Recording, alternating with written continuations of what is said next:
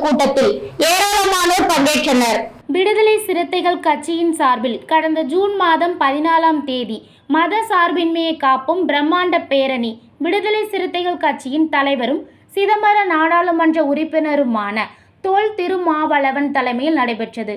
பேரணியின் முடிவில் நடைபெற்ற பொதுக்கூட்டத்தில் 11 தீர்மானங்கள் நிறைவேற்றப்பட்டது. தீர்மானங்களை பொதுமக்களிடம் விலக்கி கொண்டு செல்லும் வகையில் தமிழகம் முழுவதும் தீர்மான விளக்க பொதுக்கூட்டம் நடைபெற்று வருகிறது.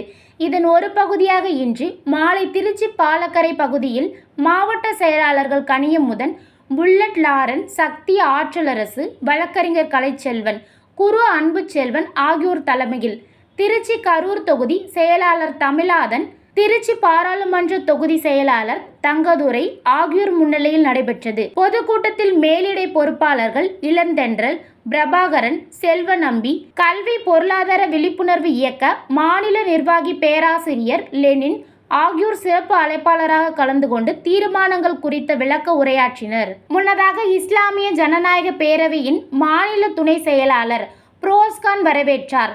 முடிவில் பாலக்கரை பகுதி செயலாளர் ரா நாணம் நன்றி தெரிவித்தார். இக்கூட்டத்தில் மாநில, மாவட்ட, நகர, ஒன்றிய நிர்வாகிகள், பொதுமக்கள் திரளாக கலந்து கொண்டனர்.